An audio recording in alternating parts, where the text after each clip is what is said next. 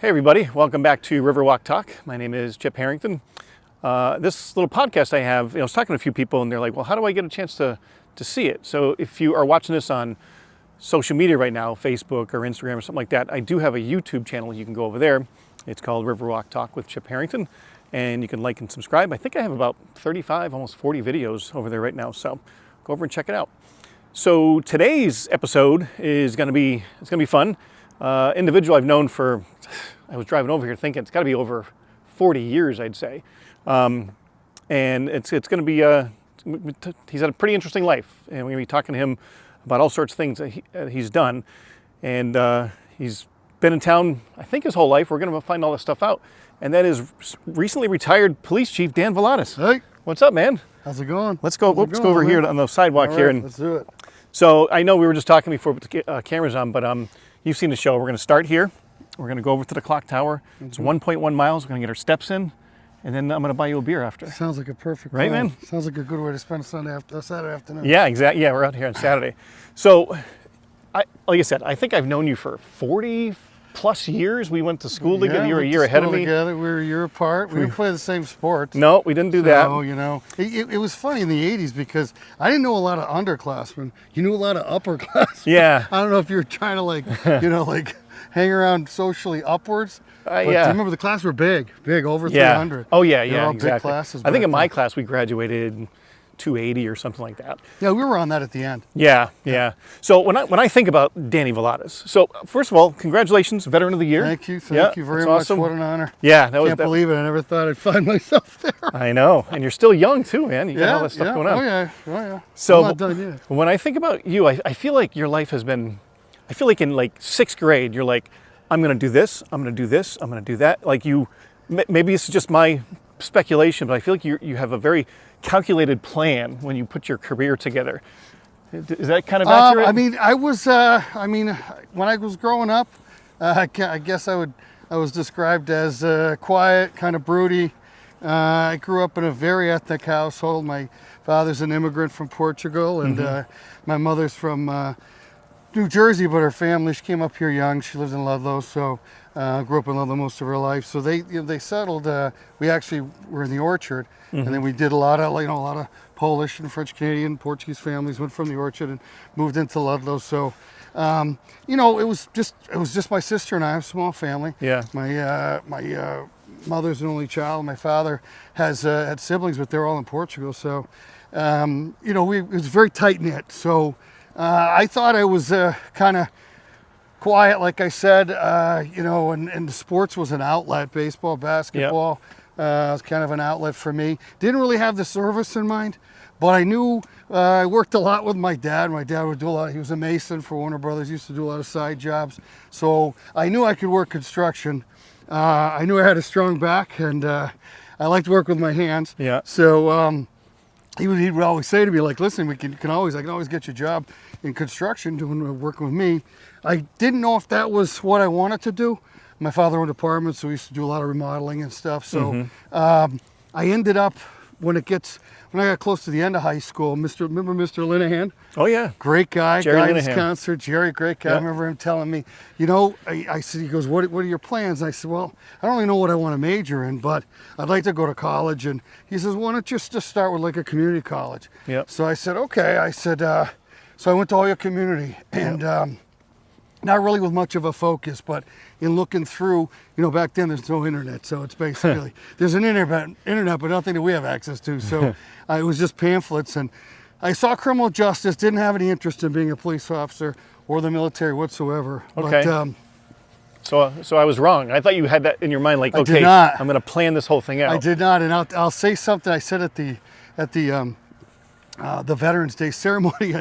When we were in high school, at least you might remember this, in '85, they took the entire senior class, put us in the cafeteria, and made us take the ASVAB. Yep. And they said, we don't care if you just sign your name, but you will all be here, and you will all take this.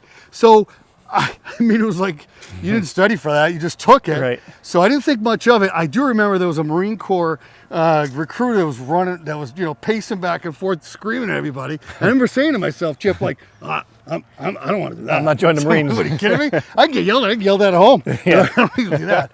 So, really when I started Holyoke Community, it totally changed for me. My first criminal justice class, I remember within a short period of time, there was a lot of police officers that, due to the Quinn bill and due to a lot of grant funding for officers to get college educations, all these criminal justice programs sprouted up, and like a lot of things in life, if there's a revenue source behind it, colleges start hey, listen, they're going to pay police officers more money if they get a college education. So a lot of these guys I was very impressionable, and in talking with them, they would say well, what are your plans? How are you going to take the exams? What kind of exams are you going to take? You take a trooper exam. You're going to try to become a Fed. You're going to try to, get on civil service, police department, whatever. And a lot of them, there was two younger guys, I remember, they just gotten out of active duty enlistments with the Army, and both of them said, why don't you go join the Army? And I was like, well, I really want to keep going to school. They're like, yeah, you can do both. Yep. So once I finished that semester, I remember I came home. I didn't tell my parents, didn't want to, just wanted to do my own thing. I was working at, different jobs like Howard Johnson's and stuff like that. That's where I met my wife, actually. Okay, everybody met at Hojo's back then. Yeah, everybody worked at Hojo's back then. So I came home that December, and we just got our grades just before Christmas. And I told my parents, I said, I got something to share. And we always ate dinner together, and there was only 4 of us. Yep. So pretty much there wasn't a lot of secrets, okay? There weren't any secrets, all right? My father was pretty much, he was the patriarch, So, and I just turned around and said, hey, I joined the Army Reserves. I'm enlisting next month, and I'm going away in May. And here are my grades. I did, I got a 2.9 or something. My parents were shocked. They said, I want to be a police officer. So they were...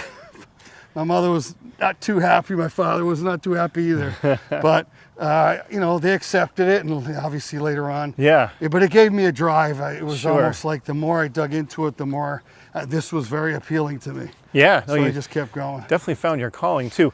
I want to back up a little bit, because your dad has a really interesting story that you've told me about before. And I think if you could share that, his kind of path to getting over here was very interesting. Yeah. So my father comes from a city that's only about 45 minutes north of Lisbon. Excuse me. That's right. And he felt as if growing up it was a dictatorship back then in Portugal. My father felt that there wasn't a lot of opportunities. So he had the ability at 17 to finish secondary school and then to go into either a trade or you went off into college. Of course, a lot of people didn't really go to college. He was a modest means. What year is this about? So this would have been right around he was born 1939. This is right around mid-1950s. Okay. So it was 50, I would say it was about 58. He starts his 2-year service. They have to serve mandatory a year and a half to 2 years in Portuguese services. So he served in the Navy, and he took up a trade where he was an engineer's mate. Basically, he was a tool maker, parts maker on a turret lathe. So he became a parts maker, and you're with the officer class really because you're a tradesman. Yeah. So he took that, and then he took that and signed a contract and with merchant marine companies. So he was 4.5 years. He traveled the world of merchant marines. One of the things he noticed about it, though, he tells a story. It's very impressionable. He talked about being a young sailor in the Portuguese Navy, and he said they literally, the United States flotilla, participating in NATO operations. This would have been in the mid-50s, late 50s. He said, you're talking about the flotilla was so big that they couldn't even come into the Tagus River into Lisbon. They would just they would literally take one ship, bring it to shore, and then they would ferry the sailors in. And he thought it was remarkable that the Portuguese Navy was made up of a lot of former United States Navy ships. And my father was like, here we were watching this huge naval force. And he said the camaraderie that he saw, it was very impressionable to him how the officers dealt with the enlisted men and vice versa. He said there was a lot of congeniality, there was respect, but there was a lot of intermingling. Okay. While he felt that in the Portuguese Navy, there was an aristocracy. There was basically the officers in the upper class, and then everybody else was rather denigrated. So my father said, I want to go where that is going on. And that to me is the country I want to go to. So shortly thereafter, in 1960, I believe it was, President Kennedy gets elected. Yep. And my father's like, you got to be kidding me. Anybody that will elect a guy like that, young, very virile man, my father was all in. So he, after 4.5 years of traveling the world, he finds a ship that's coming to, I want to say Baltimore, Philadelphia, then last stop was New York, and then back to Lisbon. So their last night in New York, him and I want to say it was about three or four other sailors decided that they were just didn't know how to speak English, didn't know what they were doing, just grabbed the little satchel of their whatever they could, personal items, and they went to a bar, and they basically, my father started to sleep here and there in the back of places, day work. He was here illegally. Actually, the day President Kennedy gets assassinated, my father gets, their tenement gets raided in New Haven, and him and 7 other Portuguese illegal immigrants were all rounded up, and he spent the next 2.5 weeks in Jersey City prison because the courts shut down. So my father said, and to make a long story short, he had met my mother.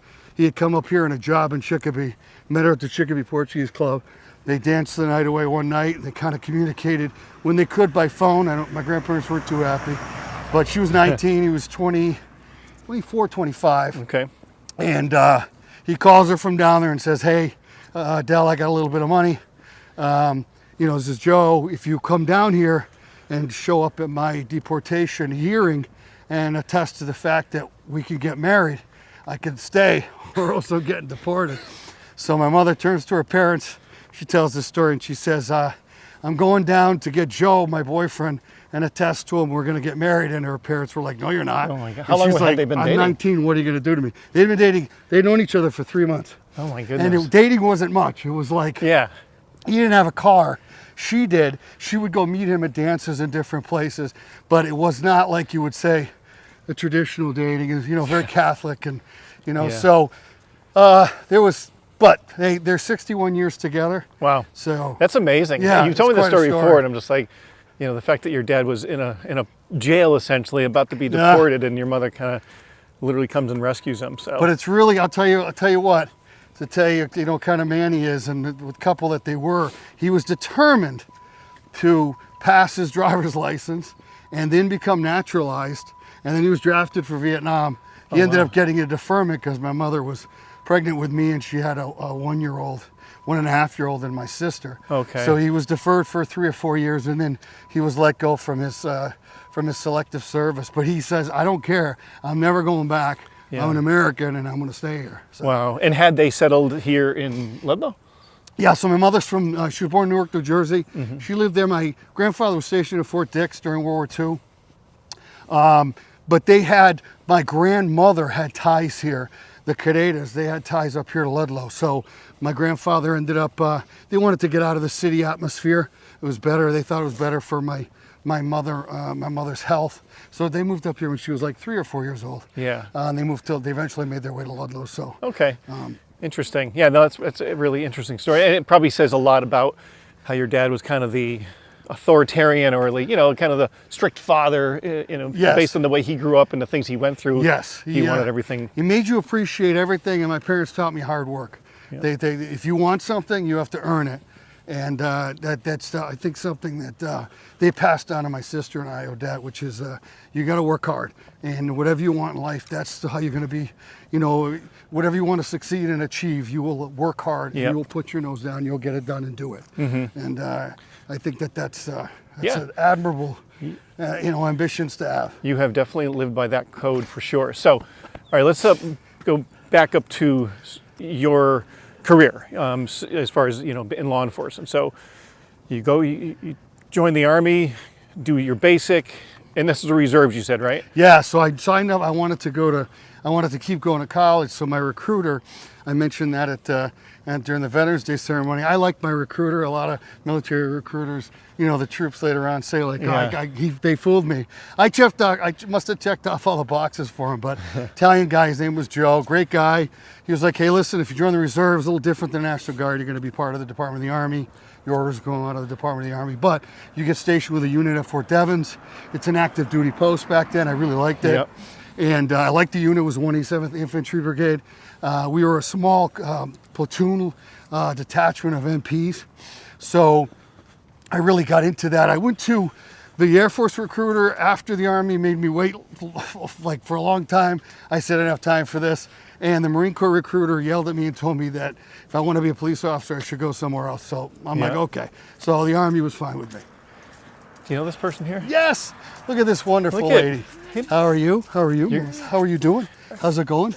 This is Melissa. Are you okay with being on the little chip chat show? Now you'll be. How you doing? How you doing? There's a puppy. What's your puppy's name? Mazzy. Mazzy. So it's Melissa. She works at the station. So that's how these guys know each other.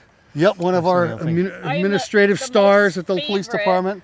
The most favorite. Not Absolutely. favorite? Really? Absolutely. I want to check with Sharon to see if she's going to agree with that. Don't bother. Yeah? Yeah. And then we have the matriarch, which is Tracy. Yeah, that is true. So, but All right, I'll let Chief Brennan deal with that. Nice to see you. you. Get on your way. See ya. You never know who you're going to bump into on the Isn't Riverwalk. it awesome? Yeah. So She's you're a just, gem. she is. Yeah, she's awesome. You got a great staff over there. You're part of it. I am. Yeah. We're part of the same unit together, Chip. I actually outrank you right now. You do, absolutely. When I need a slip signed, This is I'm going to funny. go see Chip Harrington. Yeah, yeah. Excuse me, sir. Can Yeah. you sign my slip? I'm like, well, I'll get back to you. I'm busy. All right. So you do. How was basic? Basic was at Fort McClellan, big base back then. You're talking about Cold War, so I went through, I enlisted in January of '86. I went to basic in May of '86. Got down there. I thought it was a great experience because I was able to stay in college, but the service got me out of Ludlow. I got to meet, more diverse background, people from all over the place, all over the country. And you realize real quickly, I felt in the service, there's nothing to hide. You quickly realize you're not the strongest, you're not the weakest, Yeah. you're not the smartest, you're not the dumbest. So you're kind of like, you feel at home. Everybody's got a mission and you fall in line, you get it done. And if the person in front of you goes, and you go right behind them. Yeah. So I thought that was awesome. Fort McClellan was, your typical southeastern, base. Yeah. Very hot. How many weeks? So basic was 8 weeks. I got there a little early. A unit was cycling out, so myself and about 12 people, we were dumped off at Hartsfield in Atlanta, went to Benning, and then from Benning they bussed us to McClellan, and then we ended up. Took like all night. By the time we got there, we ended up doing KP for like 9 days. Yeah. After there's a reception station. Some troops call it the deception station, where the drill sergeants are kind of like, they're not really yelling at you yet. Yeah. Then they get you back to the unit, then they hammer you. But Yeah.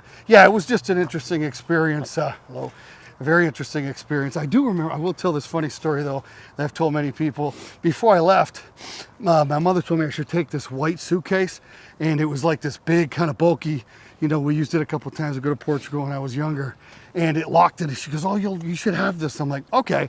So I took it there. Let me tell you something. The drill sergeants loved that white suitcase. I got my butt kicked for that thing, and I pushed my face all the way to China for that thing. But I only saw it when they took it away from me, and I saw it the day I left. I got home and I handed that suitcase back to my parents and said, by the way, I never want to see that thing again. Because they thought they were telling everybody that I was going to summer camp with my white suitcase. That's and so funny. let's just say nobody else had a white suitcase. And drill sergeants have a way of just finding, right? You don't want to blend in. Yeah. You don't, because they'll root you out anyway. That's so But funny. you don't want to stick out. Yeah. So when you show up with a white suitcase and you're in Alabama and if you're anywhere near, if you were from Massachusetts, you were from Boston, You're right? a Yankee, yeah. So you were just a Yankee, right? So it was interesting. I will say that the DIs were very professional. The cadre there were very professional. It was all about getting you through, getting you trained, no matter what your background, where you came from. The MP school afterwards, there was MPs. There was different people from different countries even. So the MP school was excellent. So Yeah. So you obviously joined with the intention of getting out, going to school, and becoming a police officer. At this point, you'd already kind of made up your mind that was going to be I did, absolutely. your path at that point. Absolutely. And where'd you do your undergrad? So I did my undergrad. I went to Holyoke Community. I graduated in '87 and graduated, went to AIT, which was MP school, came back, and then I got accepted to AIC. I had good grades. So I went to, I would never, it wasn't, if I left my house, I mean, my parents were like, why would you go to college? And we have so many colleges around here. Yeah. Like, you like, just live at home. Yeah. So I was a commuter. I went to AIC from 87 to 90. Graduated with a political science degree with a double major in CJ. I just at one point in time had so many CJ courses. I needed to do something else. So I liked history and politics and government. So my degree, actually, I picked the BA in poli-sci. Actually, for a little while, I just worked on some campaigns. One of them was for Brian Lee's against Timmy Rook. Oh, yeah. Oh, that was probably 1989 or 90. But it was an interesting experience.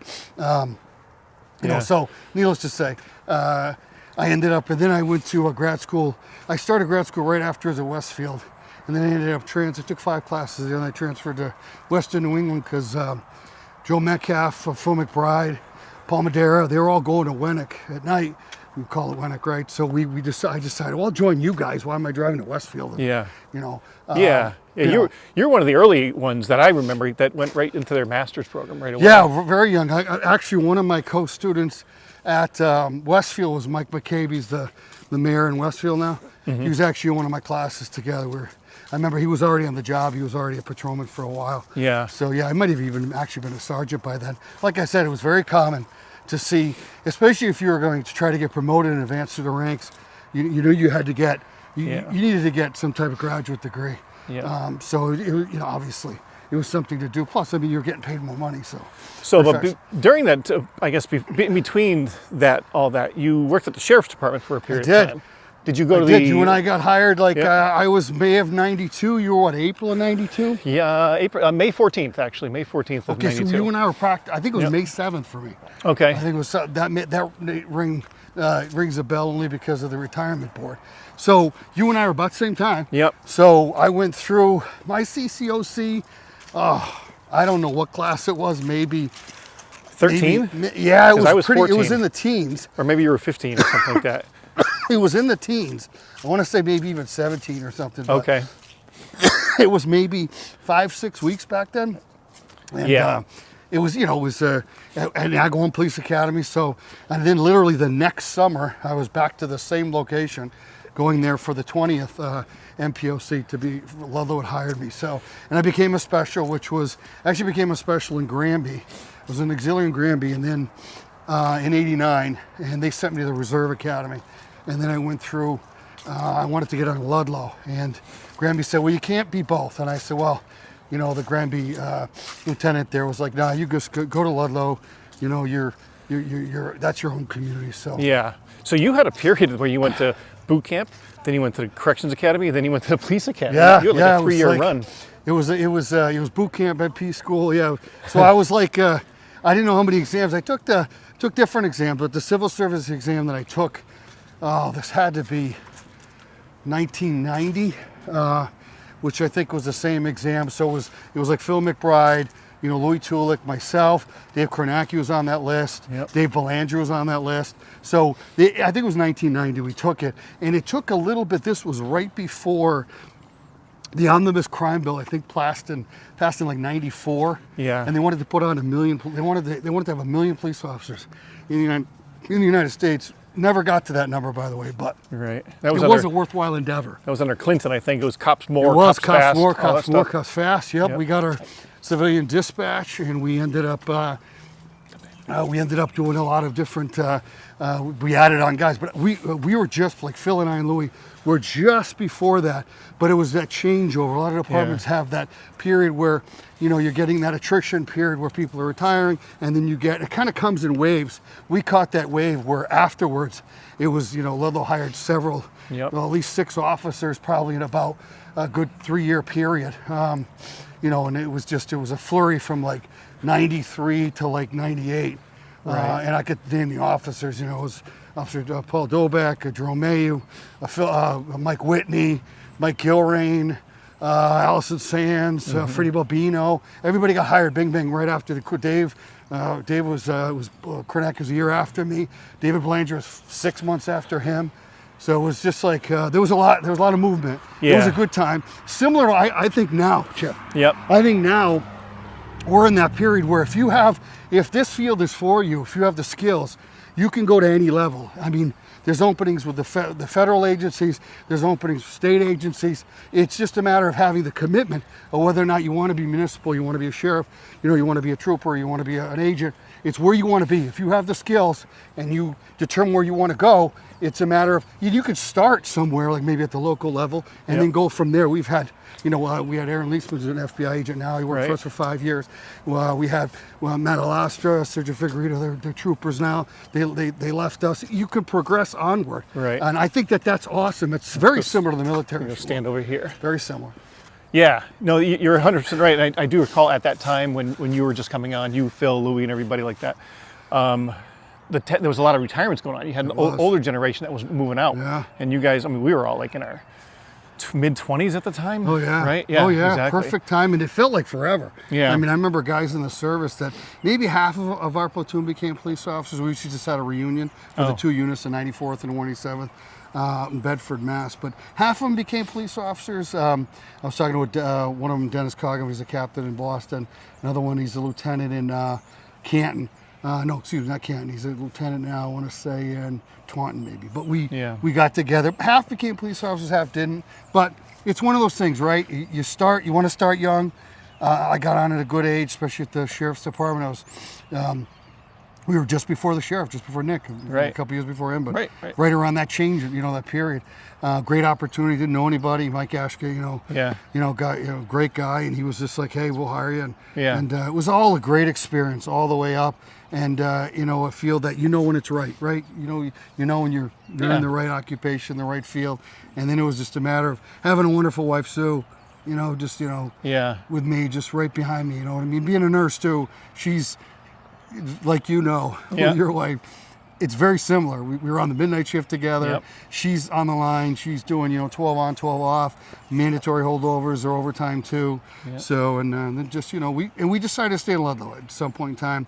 We thought about going down south. I had some relatives in Tampa, Clearwater, but we decided to stay here and raise our kids and and here you are. Thank God. So let me ask you. So the change that you've seen from when you first got on as a patrolman to retiring as a chief just recently, what would you say are the most dramatic changes that are happening in police work in Without a doubt, area? from the early 90s to now, I mean, the biggest movements, of course, is images, hard drives, latent evidence, anything having to do with DNA. Those things right now, crime scenes are literally like, okay, do we have any kind of a tracking record at all? I don't care if it's on a camera, if it's on a phone, anything can be queried, anything that has that metadata, you know what I mean? And images, it's almost like, where's the phone?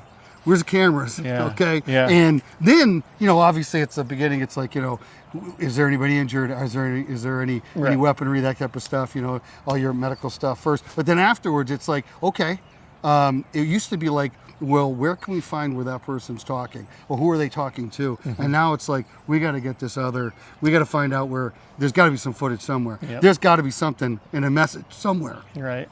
And that's a big change. The other thing, without a doubt, Chip, is the fact that the level of respect is totally different. What officers put up with now, where they got a camera in their face. I'm all for body cameras. It's the thing we need the most in Ludlow right now. And I know that, the staff there, Dave Irwin and Sean Knox and Mike Brennan, they're going to work on it. We need body cameras because, there's nothing that's more exculpatory than you show those images, and 99.9% of the time, what people see what officers put up with, and what people say to them, and are willing to say to them, and that type of shit that just did 30 years ago. Right. The people that trained me, they're very tolerant, and they're great police officers, but people just treated you with that kind of respect. Yeah. They didn't treat you with disrespect like that. It was with respect. And if you had somebody do that, they were really pretty serious about it. Yeah. You kind of knew where that was going. It was going to be an arrest. Well, the George Floyd incident and other incidents, that was watershed moments, for the public and the perception. Back then it was Rodney King. Well, so that was right then, that's the early true. part of my career, that's true. Where, you had the Rodney King case and video. Yeah. So you've got your imagery and you've got, what were, old, standards of protocol concerning levels of training and use of force and police brutality and, what was everything else before that, what led up to that.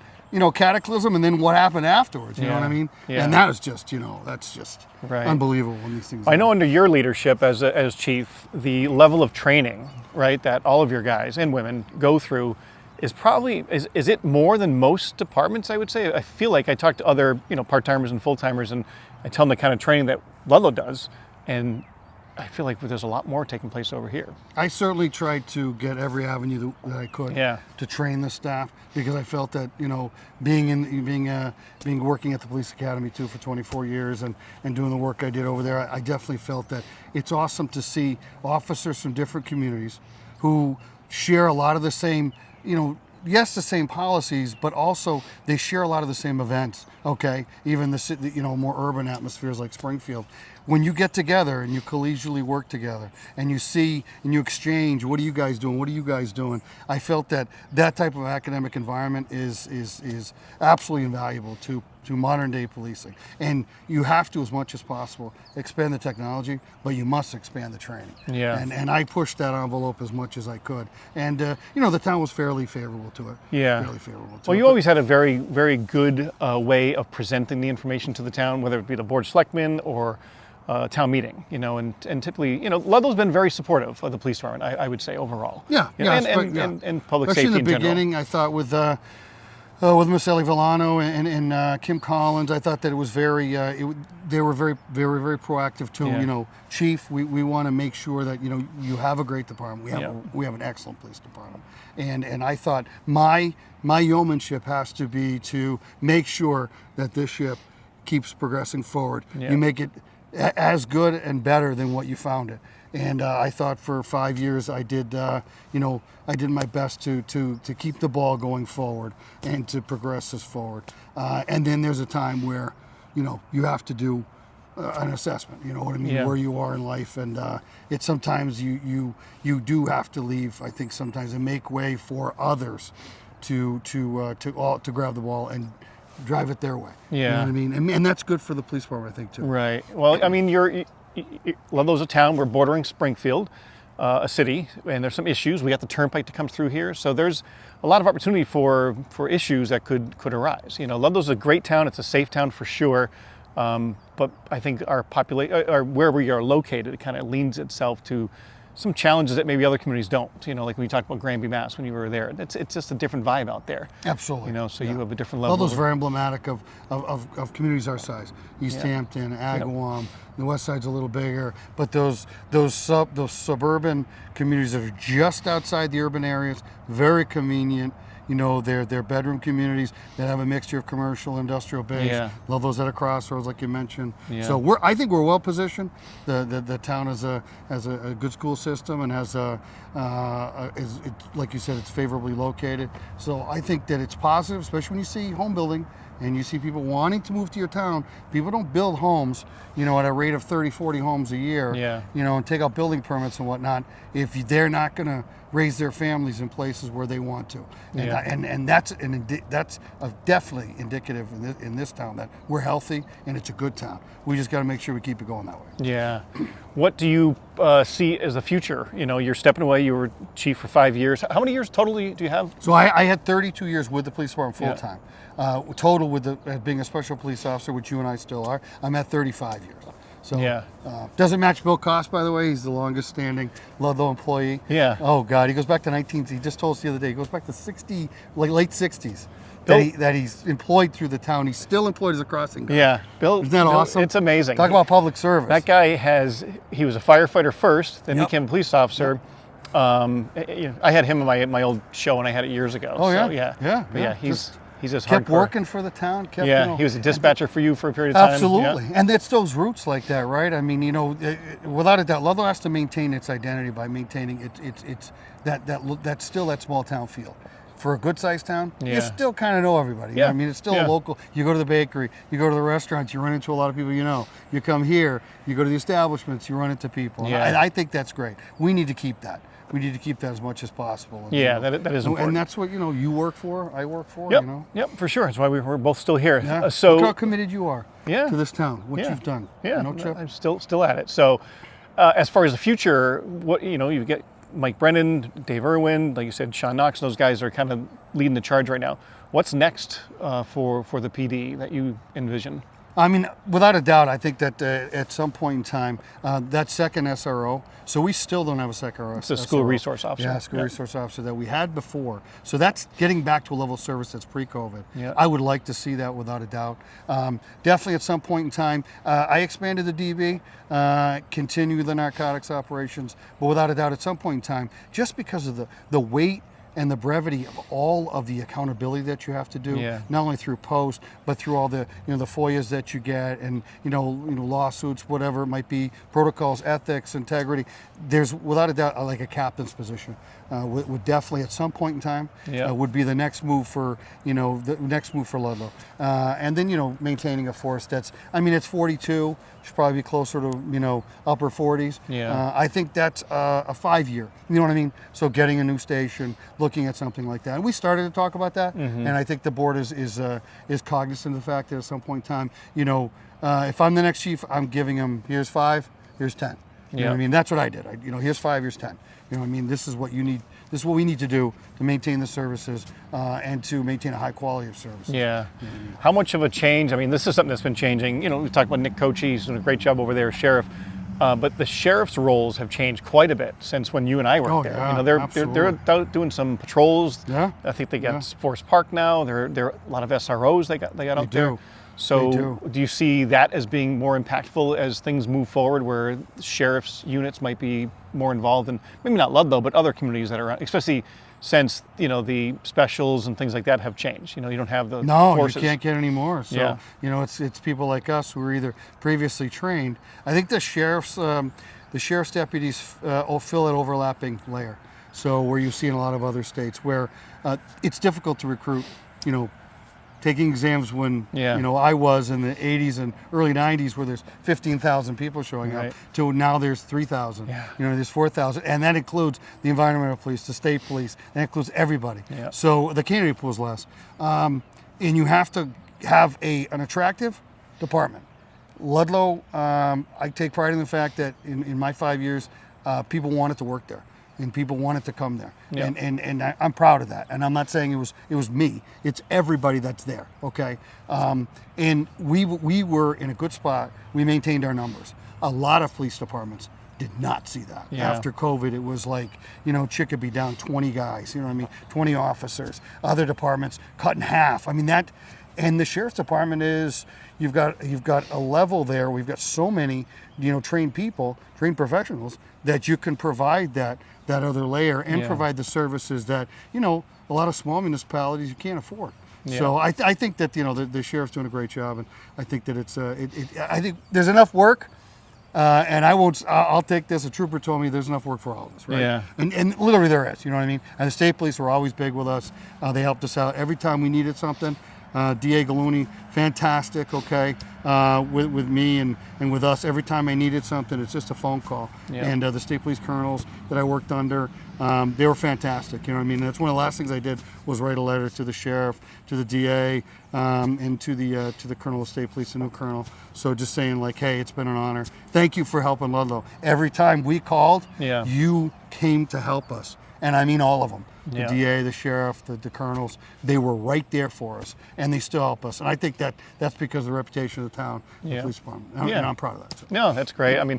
The transition that you went through in all your time here. You look back to Chief George, Jimmy McGowan, Paul Madeira, then yourself. That's a pretty large gap that you've experienced in your career. And it's definitely policing. Definitely changed. You know what I'm saying? And the department changed from, a department in the late 80s that's fielding 3,000 calls to a department that's, doing 18,000, 19,000 calls. So people sometimes are a little shocked. And it's just all open now, you know what I mean? The worst thing a police department, one of the things I did with the Ludlow Police Department was I tried to bring it out as much as I can. I was helped out by Chief McGowan and allowing me to do it, and Chief Madeira allowing me to do it. But it's to get these things out. And now it's like, are you kidding me? If you're not transparent, you're forced to open up everything. You know what I mean? So, the posting of arrest logs and things like that. Listen, somebody sends a request, you got 10 days. Yeah, right. So, I mean, without some protections there, things are people demand accountability. They demand to know what's going on. And we're accountable to that. And I think that's not a negative thing. We have to be accountable. Yeah. It keeps the professionals in Yeah, check. absolutely, for sure. And just what you've done with, like, say, dispatch even, the professionalism that you've brought there. It's nice that you do open houses like that. That's happening where people can kind of come and see. Because I don't think people have a perception that, like, oh, it's just somebody answering a phone. No, they're the Marine Corps of police. They are the front lines, and everybody's safety is on their shoulders, and the level that you brought it up to is My been daughter impressive. just took a job. Isabel is a dispatcher in Sturbridge. Yeah. And it was kind of like a second career for her. Yeah. She was an English literature graduate, but academia she'd rather just go into she liked the criminal justice field. So needless to say, dispatching has turned into another big change. Yeah. Like we mentioned, the technology, Yeah. The evidence stuff, without a doubt, dispatching, that is an entire field and career. Yep. You know what I'm saying? It's metamorphosized into something that's incredibly professional. And the level of training that you need, it's almost intimidating. Yeah. I mean, and there's so many police officers who tell you, I'd never do that. Yeah. We worked the desk, Yeah. we call it the desk, Yeah. with literally, like, when I was special, I mean, Jimmy you walked Braga in would be there, sitting and there's there. a phone there. Yeah, yeah. There's like two phones, Yeah. and there's a typewriter, and you had whiteout, and you have correctable ribbon and everything, and you did a lot of your reports were just handwritten reports, and the dispatch was a take, and then it just metamorphosized into this very, very, it's the part of EMS and police and that communications aspect of it is just because it's all information, and it's unbelievable what those people do. So I'm glad you brought it up. The dispatchers, Ashley and the entire crew over there, they're just fantastic. I can name everybody in the police department. They're fantastic. Yeah. Love those people, and I'll love them forever. And you're still there. He's back still there. as a part-timer now. He came back as SP what? SP 17 now. I was SP 19, and we did some We just badges. did badges, right? yeah. So I came down 2 badges, and I have a list where I started where I was Alpha. Back then we had auxiliaries, and I was Alpha 7. I just found it. I thought it was Alpha 11, but Alpha 7. It was in May of 1990. It was Chief George, and at the bottom of the list, just by Valadas, I was Alpha 7. Yeah. And I made my way to the top of the. You literally did. You literally did. To the top. Now let's see. Last time I was at your house was you My had last day, maybe. Yeah, you had about 30 cords of cordwood that you needed to chop. Where do you stand with that right now? Have you, I've been working on it. Yeah? That's my home gym. he's got logs at the bottom of his driveway. Literally, I pulled in there. I was like, "What is going on over here?" And your wife's like shaking her head, like he's shaking her crazy. head, and that was a phone call, and it turned out to be that's going to be my winter project. I like working outside. Yeah. I like working with my hands, like I mentioned. I get my son out there sometimes, and we get out there and you get a good sweat on. Yeah. You know what I mean? Mention your kids. What are they up to? I know we saw them that day. Yeah. So Isabella, very proud of them. So my wife Susan, still a nurse at Bay State. Isabella works at Sturbridge, like I say. She just completed her master's degree at Westfield State in criminal justice. Daniel II works for, he's a Mass GIS analyst. Yeah. Went to Penn State. Yep. Graduated there. Started off in meteorology, then went to geography. Thought it was something more interesting to him. There's only about 20 GIS analysts, so he works right out of One Ashburn Place in Boston. But he works from home most of the time, takes the training. And then there's Amelia. She is a nurse in the cardiac vascular floor at Bay State. She started there a year ago. She went to the University of Rhode Island. And then Julia, who was 19, she's a junior at Westfield State. She majors in dance and marketing. Yeah. So Great they're unbelievable. Yeah. Well, you And if I start talking about them, I'm going to get all choked I know. up. We don't want to do that to I you. can't do that. We don't want to do that Chip, to you. you know what I mean? My guys are already like, "Hey, Chief, can you stop blubbering Yeah, like that? right. What's the matter with you? Well, you're proud. Get something in your eye or and something? you should be. And Passionate. You are passionate about everything that you do. So There's no BS. I can tell you that. That so is you true. know that. I'm a genuine person, and if you want to know something, I'll let you know what I think. yeah. So You should. So let me ask you this: you did have that, political ambition back in the day.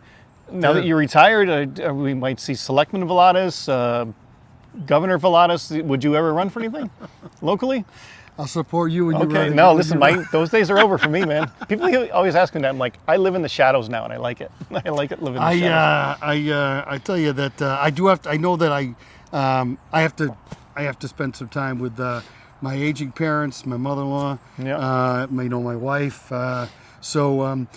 I'm not done yet. I've been thinking some different careers. Like I said, I've always liked the building trade. Yeah. It's just something I'm really interested in. The machinery, the construction aspect of it. I contracted my house. I thought it was like Yeah. a whole different. Yeah. It was like I was learning a whole Yeah. new career, but it was interesting. Yeah. You know what I mean? Just to see things develop and build, and then it stands later, and it's you're proud of it. You know what I mean? Yeah. So maybe something like that. I don't know. Good. Yeah. Not done yet. No, you're plenty young enough to. No. You got a whole nother chapter, maybe 2 or 3 more chapters. So But you and I can advocate from the side. from a distance, You know, from the a shadows. distance, That's right, why I the tell people shadows, I live in the right. shadows now. That's Yeah, right. Because people's like, "What are you doing, Chip?" I'm like, "I live in the shadows. I'm over here." So, well, hey, man, thanks for doing this. I do No, appreciate thank it. you. Thank you. The honor was mine. It's Just one- to be here with you and what you're doing. I think it's fantastic. I appreciate that. Chip. Yeah. So that's going to do it for this show. And as I said at the top of the show, if you want to see some past ones, you go to Riverwalk Talk with Chip Harrington on YouTube. I think we got 35 videos up there right now. So I'll see you soon.